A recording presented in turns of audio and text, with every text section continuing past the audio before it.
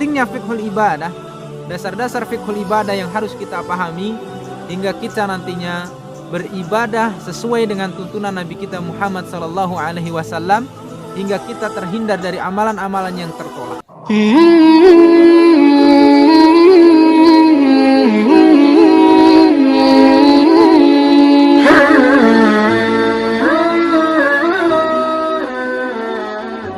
Halo teman-teman, Assalamualaikum warahmatullahi wabarakatuh.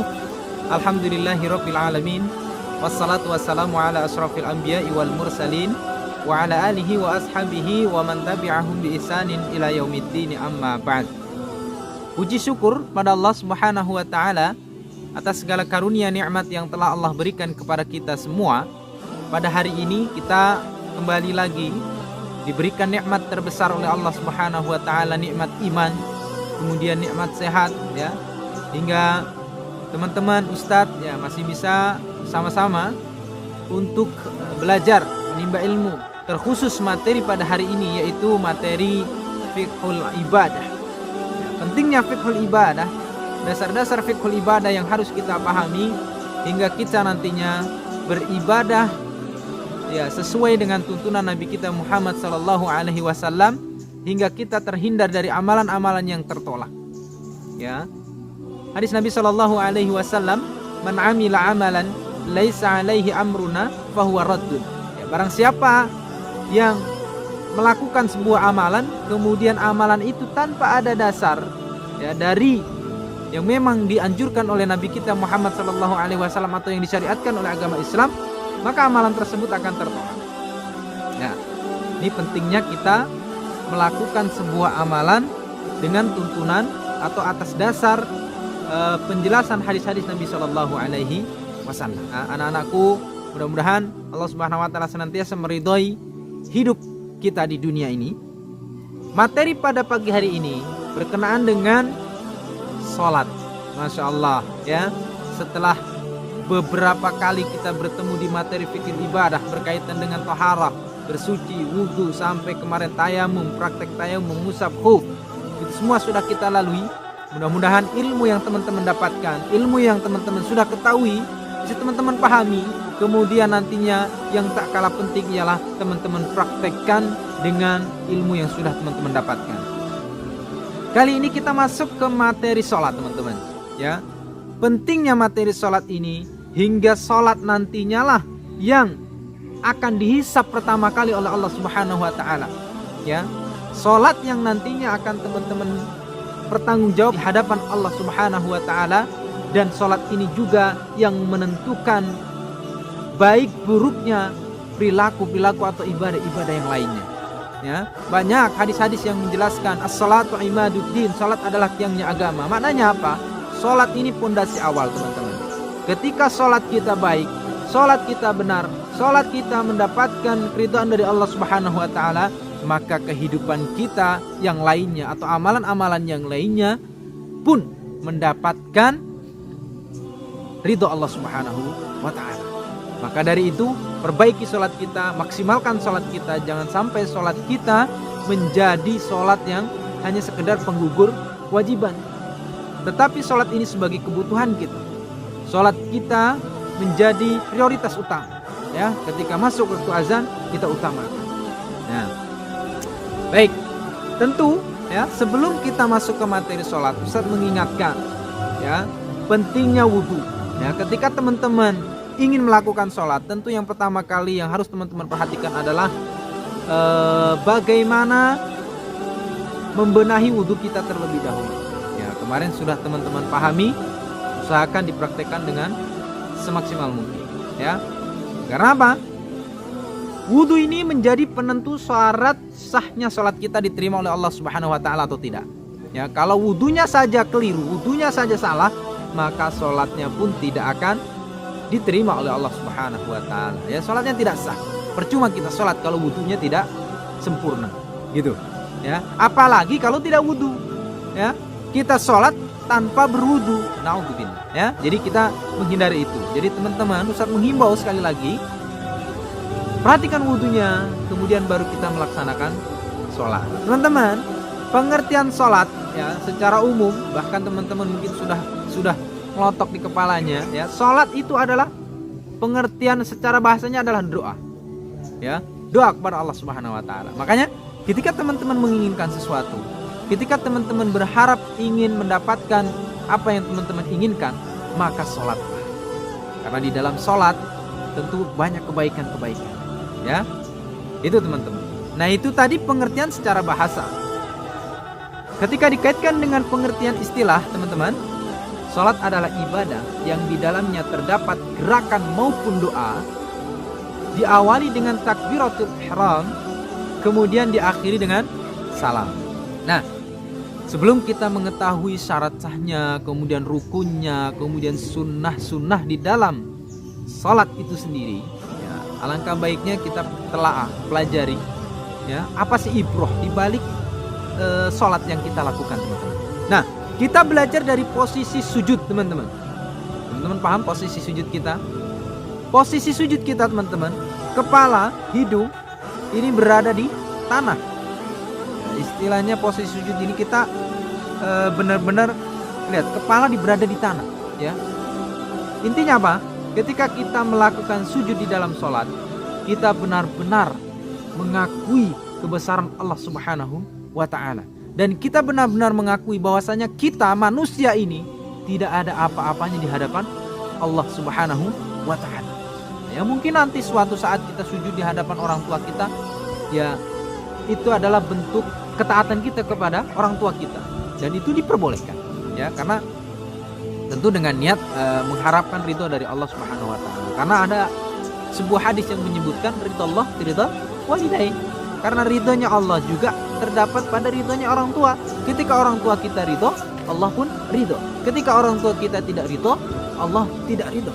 Makanya kita menghambakan diri pula kepada orang tua kita, karena orang tua kita subhanallah berjasanya luar biasa, ya. Jangan sampai kita justru malah bersujud kepada misalnya raja, kepada presiden misalnya, atau kepada orang yang memang kita segani, kita sampai sujud-sujud cium kaki kita. Nah, itu tidak boleh, teman-teman.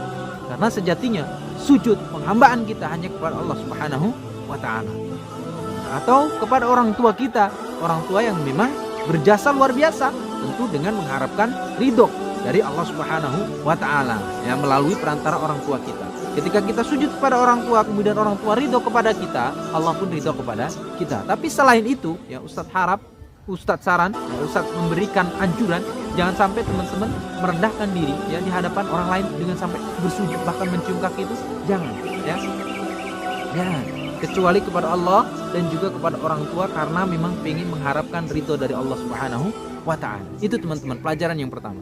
Pelajaran yang kedua, teman-teman, menyadarkan bahwasanya diri kita, ya, tidak ada apa-apanya di hadapan Allah Subhanahu wa ta'ala. Itu tadi sudah Ustaz sampaikan. Pelajaran yang ketiga, teman-teman, ketika kita mengetahui bahwasanya sholat wajib, ya, sholat wajib itu ada 5 waktu, ya, dari subuh sampai isya itu ada 5 waktu. Maknanya apa? 5 waktu ini disiapkan oleh Allah Subhanahu wa ta'ala bagi kita untuk mendekatkan dan bertaubat kepada Allah Subhanahu wa ta'ala. Terkadang, ya, bahkan hampir setiap hari kita melakukan dosa yang tanpa kita sadari. Kita memalingkan muka kepada orang lain itu saja sudah dianggap dosa. Kita membentak orang tua mungkin, ya, naudzubillah, kita misalnya dipanggil tidak menyaut, itu juga bagian dari dosa, ya, khilaf kita.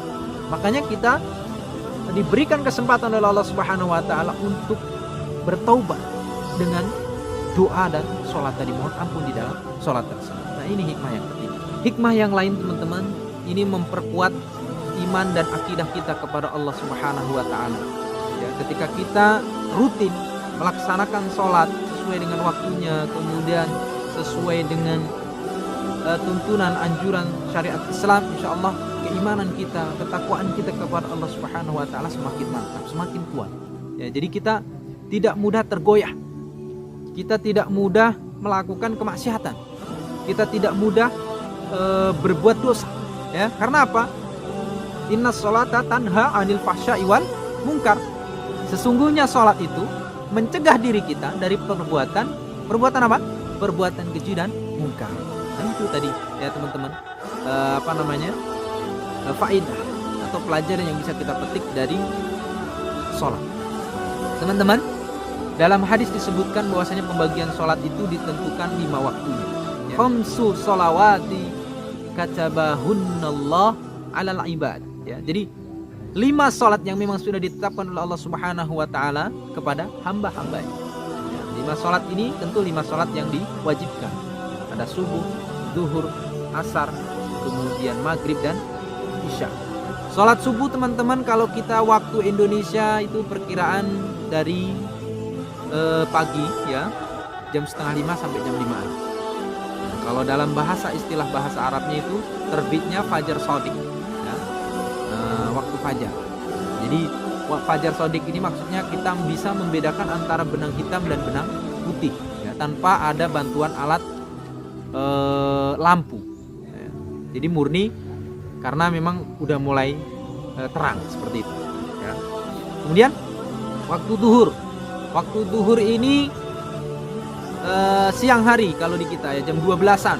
Jadi itu matahari tepat di atas, kemudian mulai tergelincir sedikit ke arah mana? Barat ya. Karena terbitnya matahari itu dari timur. Jadi ke arah barat mulai tergelincir sedikit. Nah, itu batas awal mula masuk waktu zuhur. Kemudian waktu berikutnya yaitu asar. Asar itu kalau di kita perkiraannya waktu jam 15.00 gitu ya. Dari jam 3 sampai sore gitu. Kemudian masuk maghrib itu mulai terbenamnya matahari ya. Karena maghrib ini merupakan waktu yang paling pendek ya, antara jam 6 sampai jam 7 kurang. Usahakan jangan sampai telat gitu ya. Jadi begitu awal masuk sholat langsung dikerjakan. Kemudian sholat isya. Nah, sholat isya ini merupakan sholat yang paling panjang waktunya, yaitu dari jam 7 ya, jam 7 perkiraan sampai menjelang waktu fajar gitu ya. Jadi ada yang mengatakan sampai jam 12 saja, ada yang bisa mengatakan juga sampai jam 3 jam 4 itu masih boleh isya. Tapi kita ambil aman lah. Usahakan dikerjakan di awal waktu. Begitu teman-teman. Sholat sunnah teman-teman ya, banyak sudah teman-teman ketahui ada sholat witir ya. Sholat witir itu kita lakukan di malam hari ya, setelah sholat qiyamul lail.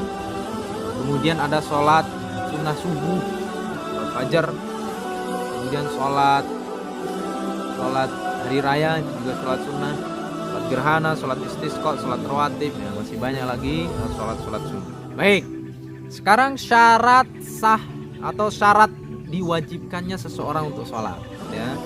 Orang kafir dengan orang Islam tentu berbeda kewajiban. Orang kafir tidak ada kewajiban untuk sholat, tapi kita selaku orang Islam itulah menjadi syarat pertama. Syarat orang diwajibkan dia untuk sholat ialah harus orang Islam. Kalau dia bukan Islam ngapain sholat?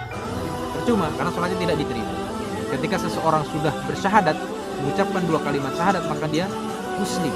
Dan muslim sudah mendapatkan kewajiban pribadi bagi dia, maka dia wajib sholat. Begitu.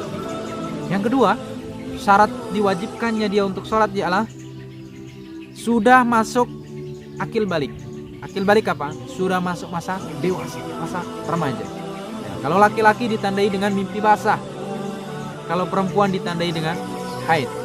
Jadi ini teman-teman, kalau teman-teman sudah akil balik atau sudah ditandai dengan mimpi basah tersebut, maka teman-teman sudah wajib sholat ya, wajib ya, tidak boleh diwakilkan kecuali sudah mati nanti diwakilkan ya.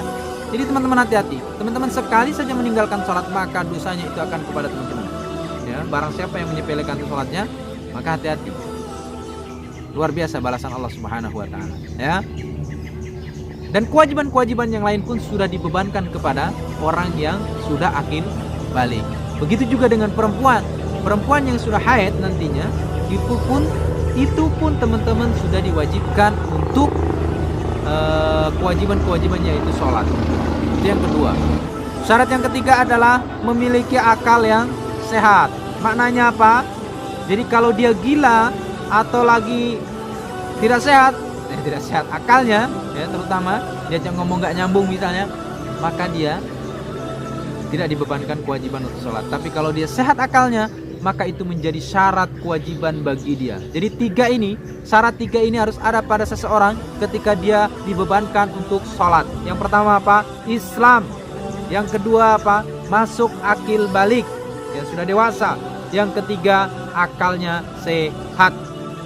Itu syarat diwajibkan sholat, teman-teman. Nah, kita masuk ke syarat sahnya sholat. Tadi di awal pembelajaran, ya, awal video ini Ustadz sudah sebutkan bahwasanya syarat sahnya sholat adalah harus sudah berwudu atau suci dari hadas kecil maupun hadas besar, ya, sudah bersuci, ya, itu. Jadi wudunya harus diperhatikan, ya. Kalau sholat kita mau diterima oleh Allah Subhanahu Wa Taala, maka wudunya diperbaiki dengan sempurna. Yang kedua, menutup aurat, ya. Auratnya ditutup, teman-teman. Masa sholat telanjang? Nah, maka nggak akan diterima sholat kalau kita telanjang, ya. Laki-laki auratnya dari mana? Dari pusar sampai lutut. Kemudian perempuan dari seluruh anggota tubuhnya itu aurat kecuali muka dan telapak tangan. Jadi semuanya harus tertutup. Yang ketiga, berdiri di tempat atau tempatnya juga dalam keadaan suci, ya. Tempatnya dalam keadaan suci. Masjid misalnya, insya Allah suci karena dibersihkan. Tapi kalau kita sholat misalnya di kebetulan lagi di hutan gitu, ya, pastikan hutan tersebut, tanah yang kita tempat untuk pakai sholat itu bersih, suci, tidak ada kotoran. Poin yang keempat adalah waktu masuk sholat. Nah, sudah masuk waktu sholat baru kita sholat. Jangan sekarang nih Ustadz buat video ini jam 11:20, tiba-tiba kita sholat duhur, ya nggak sah sholatnya, ya kan? Belum masuk waktu sholat. Jadi harus sudah masuk waktu sholat dulu, baru kita melaksanakan sholat. Itu syarat sahnya. Yang keempat. Yang kelima, menghadap kiblat. Ya, jadi harus menghadap kiblat, teman-teman. Usahakan menghadap kiblat. Kalaupun tidak menghadap kiblat, ya mungkin dalam keadaan yang memang kita dalam keadaan darurat gitu, ya. Darurat bahasanya. Darurat. Nah, darurat dalam keadaan ketakutan atau dalam keadaan safar yang memang itu membutuhkan sholat. Ketika kita tidak sholat nantinya terlewat waktu, biasanya sih sudah dijamak gitu, aman, ya. Tapi kalau memang kepepet, nah itu bisa.